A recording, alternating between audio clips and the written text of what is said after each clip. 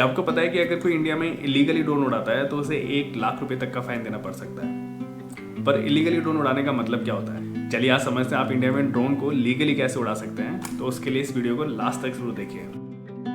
देखिए, जैसे आपकी कार या बाइक का रजिस्ट्रेशन होता है वैसे आपको अपना ड्रोन भी रजिस्टर कराना होता है। रजिस्ट्रेशन कराने के लिए आपको डिजिटल स्काई की वेबसाइट पर जाकर अपनी डिटेल्स भरनी होती हैं और डॉक्यूमेंट्स वेरिफिकेशन होने के बाद आप अपना ड्रोन रजिस्टर करा सकते हैं। अगर आपके ड्रोन का वेट 250 ग्राम से कम है, जो नैनो कैटेगरी में आता है, तो आपको रजिस्ट्रेशन कराने की भी जरूरत नहीं है। लेकिन उस केस में आप अपने ड्रोन को 15 मीटर या 50 फीट से ऊपर नहीं उड़ा पाएंगे। ये तो हुई रजिस्ट्रेशन की बात। अब बात करते हैं कि ड्रोन को आप लीगली कहाँ कहाँ उड़ा सकते हैं। ये चेक करने के लिए आपको डिजिटल स्काई का interactive air space map check करना होगा। गूगल पर digital sky air space map search करने पर आप मैप एक्सेस कर सकते हैं और इसके अलावा मोबाइल ऐप पर भी आप मैप को एक्सेस कर सकते हैं। चलिए हैदराबाद का एग्जांपल लेकर समझते हैं कि पूरा प्रोसेस कैसा होता है। अभी आपके सामने सिंपल मैप है।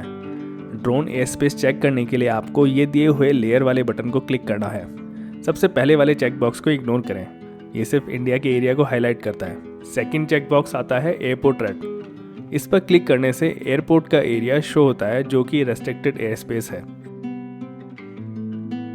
ये red area no drone fly zone है और यहाँ पर सिर्फ सेंट्रल गवर्नमेंट की अप्रूवल से ही ड्रोन उड़ाया जा सकता है। अगर आप इस एरिया में बिना परमिशन के ड्रोन उड़ाते हुए पकड़े गए तो आप पर 1 लाख तक का फाइन लग सकता है। हैदराबाद के आसपास में 4 एयरपोर्ट्स हैं, जिनमें से 2 सिविलियन एयरपोर्ट्स हैं। इस रेड एरिया में गलती से भी ड्रोन ना उड़ाएं, नहीं तो पकड़े जाने पर आपको 1 लाख का फाइन भरना पड़ेगा।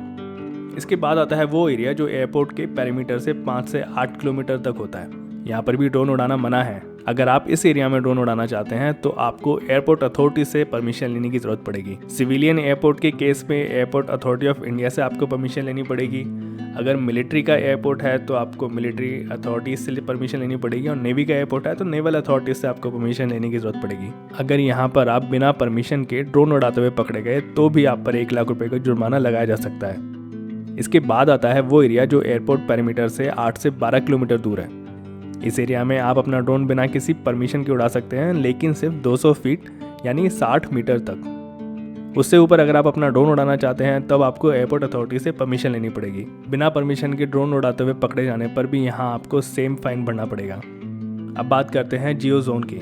इसके बारे में ज़्यादा जानकारी नहीं दी हुई है, लेकिन ये मोस्ट प्रोबेबली गवर्नमेंट बिल्डिंग के ऊपर का एयर स्पेस है। यहाँ पर भी बिना परमिशन के ड्रोन उड़ाना मना है।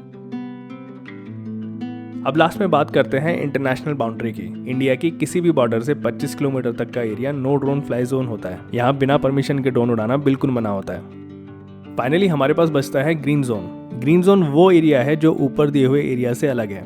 इस ग्रीन जोन में आप कोई भी 250 ग्राम से 500 किलो तक का ड्रोन उड़ा सकते हैं 120 मीटर की ऊंचाई तक। 120 मीटर की ऊंचाई से अगर आपको ऊंचा उड़ाना है तब आपको परमिशन लेने की जरूरत पड़ेगी।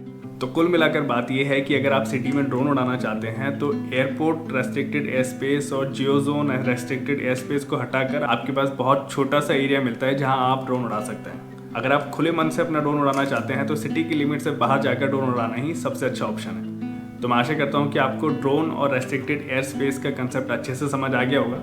अगर आपके मन में अभी भी कोई डाउट है तो नीचे कमेंट बॉक्स में लिखकर मुझे बताइए और ये वीडियो अपने दोस्तों के साथ भी शेयर कीजिए।